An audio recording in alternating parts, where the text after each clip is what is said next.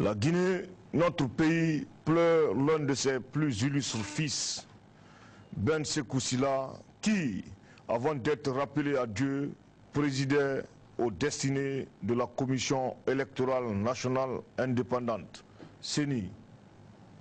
Je tiens à présenter les condoléances les plus émues de la nation guinéenne à la famille éplorée, dont nous partageons la douleur et la peine en cette malheureuse circonstance. Je salue la mémoire de l'illustre disparu qui a consacré une bonne partie de sa vie à défendre de nobles valeurs de liberté, de justice, de démocratie.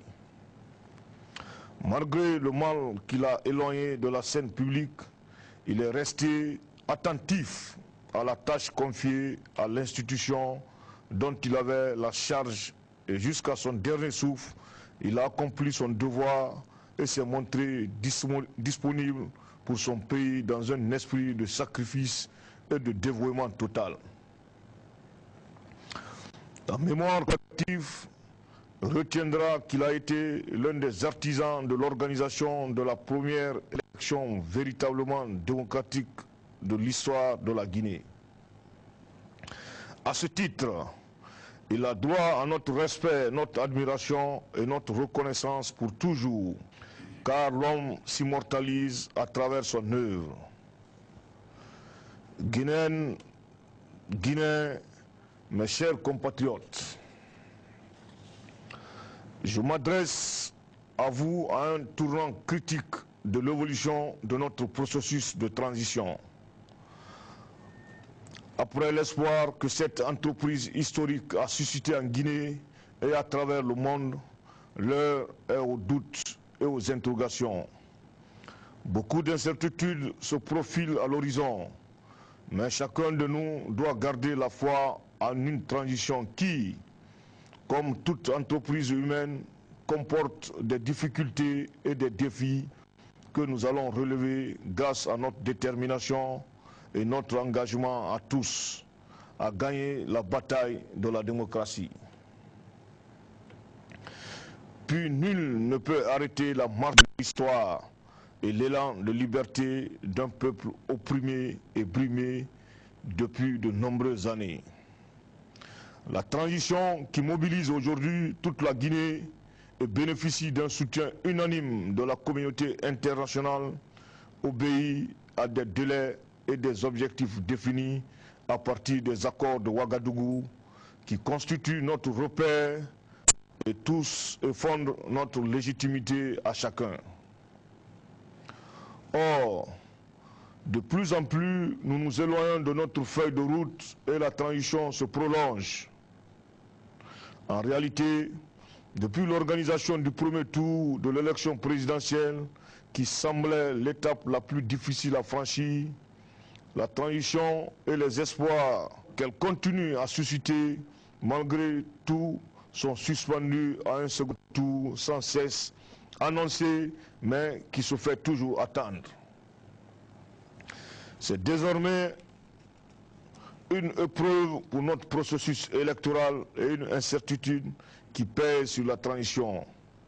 Il nous faut en sortir vite. Mes chers compatriotes, la date du 19 septembre retenue pour le second tour de l'élection présidentielle a été déterminée après consultation et accord de tous les acteurs qui sont prononcés, chacun en toute liberté, en toute responsabilité. Ils se sont tous engagés aussi à œuvrer ensemble pour le respect de cette échéance, en particulier la CENI à laquelle il a été confié dans une indépendance totale l'organisation des élections dans notre pays avec l'espoir qu'elle ne manquera pas à son obligation de neutralité et d'impartialité. Je constate avec un grand regret que malgré notre effort de patience et les assurances qui m'ont été données, nous allons vers l'impasse. Le peuple de Guinée, impatient d'élire son président malgré lui et contre mon vœu personnel, continue à attendre. Combien de temps encore, lui dont les espoirs ont été le plus souvent déçus? Mes chers compatriotes, s'il est vrai que nous avons le même objectif de faire de la Guinée une référence en matière de démocratie, nous devons aussi regarder dans la même direction. C'est le manque de cohésion et de confiance en nous-mêmes et aux autres qui explique notre difficulté à franchir l'ultime étape de notre transition. Les spéculations politiques et les querelles électorales ont gagné les sphères de l'État et minent aujourd'hui les institutions de la transition qui n'arrivent plus à jouer pleinement leur rôle et à répondre à toutes les attentes et combler nos espérances.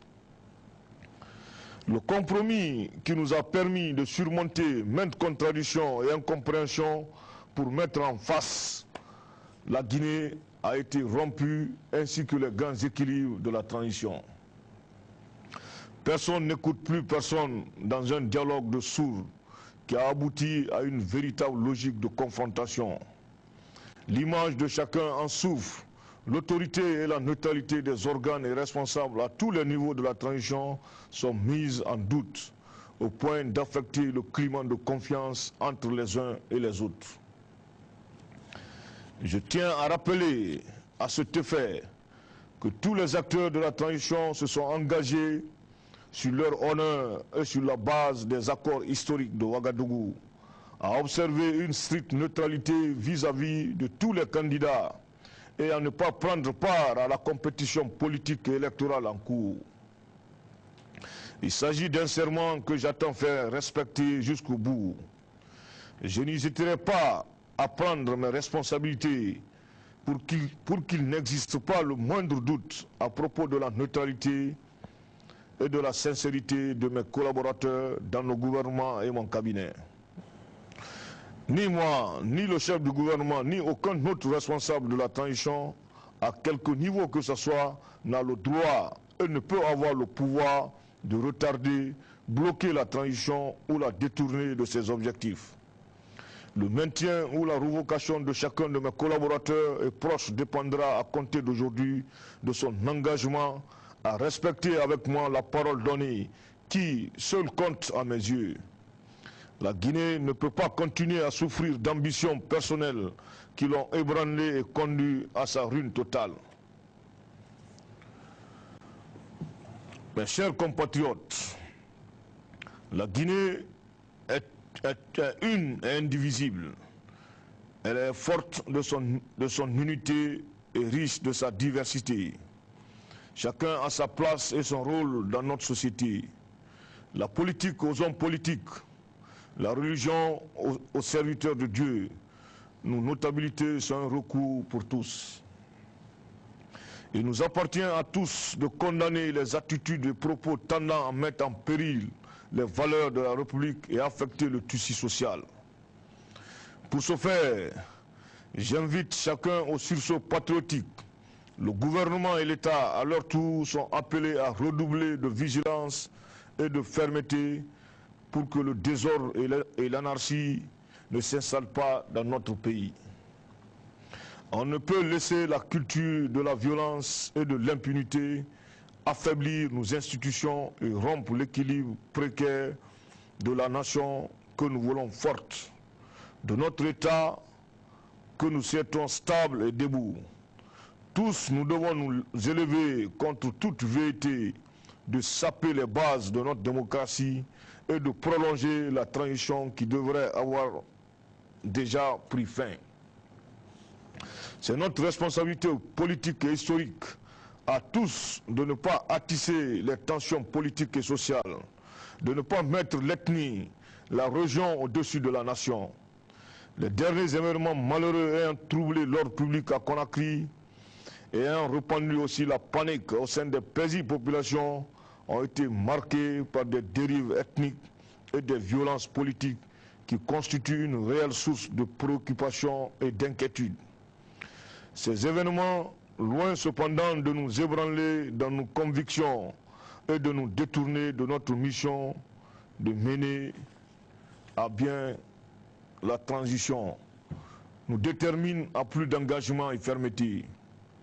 Je demande aux deux candidats qualifiés pour le second tour de l'élection présidentielle d'user de tout leur poids et de toute leur autorité pour appeler leurs militants au calme et à la sérénité pour un bon déroulement de la transition. Je les invite à respecter l'accord pour une élection apaisée qu'ils ont signé dernièrement à Ouagadougou sous l'autorité du médiateur dans la crise guinéenne et président du Faso, son Excellence Blaise Compaoré. Ensemble, les deux hommes que nous considérons comme des patriotes peuvent faire gagner la Guinée, qui doit suivre au second tour de l'élection présidentielle et plus généralement aux passions qu'il soulève. J'invite les populations à faire preuve de maturité politique et civique pour permettre à notre pays d'aller aux urnes dans la paix et la sécurité, pour nous permettre tous de renouer avec l'espoir d'un avenir meilleur et prometteur. J'invite aussi tous les partenaires de la Guinée à demeurer à nos côtés en cette phase cruciale de notre histoire pour nous aider à relever le défi historique d'une Guinée démocratique et prospère. Mes chers compatriotes, la Guinée, notre pays, uni dans l'espoir d'une démocratie véritable, est divisé par l'enjeu du fauteuil présidentiel qui a tendance à créer un fossé entre les différentes communautés du pays. C'est notre volonté commune de vivre ensemble qui est menacée. C'est la République qui est en danger. Je refuse de croire que l'unique enjeu de cette transition est la conquête, l'exercice ou le partage du pouvoir d'État. Il s'agit d'abord de réconcilier les Guinéens avec eux-mêmes et la Guinée avec le reste du monde. Il s'agit aussi d'honorer la mémoire de tous nos compatriotes qui ont donné leur vie, notamment pendant les événements tragiques du 28 septembre 2009, pour permettre à notre pays de tourner de sombres pages de son histoire. Après 50 années d'épreuves de toutes sortes, la Guinée n'a plus droit à l'erreur, ne peut plus perdre du temps, dépenser de l'énergie dans des conflits et luttes fratricides. Ce sont les deux candidats en particulier qui ont désormais la responsabilité de notre destin et celui de la Guinée, dont ils doivent se montrer à la hauteur en faisant équipe pour faire face aux espoirs d'aujourd'hui et à l'aspiration profonde des Guinéens de vivre ensemble dans la paix et la confiance dans une société démocratique et nouvelle. La Guinée sera ce qu'ils voudront à travers leurs actes, propos et comportements, ainsi que ceux de leurs militants et sympathisants respectifs. Mes chers compatriotes, c'est à la Commission nationale électorale indépendante CENI qu'il revient de créer les meilleures conditions pour l'organisation des élections. Elle a notre soutien total et il nous semble qu'elle bénéficie encore de la confiance de tous pour remplir son mandat. C'est elle qui a proposé les dates du premier tour et du second tour de l'élection présidentielle. Son avis a toujours été pris en compte et fonde principalement notre décision en matière électorale. Elle vient de suggérer un report de la date du second tour de l'élection présidentielle initialement prévue pour le 19 septembre prochain pour des raisons techniques liées aussi aux exigences des candidats. Les deux candidats que nous avons consultés disent prendre acte de la décision souveraine de la CENI, mais surtout comptent sur les autorités de la transition pour donner une impulsion à une transition qui en a bien besoin pour ne pas laisser le sentiment d'une œuvre inachevée qui expose à tous les périls.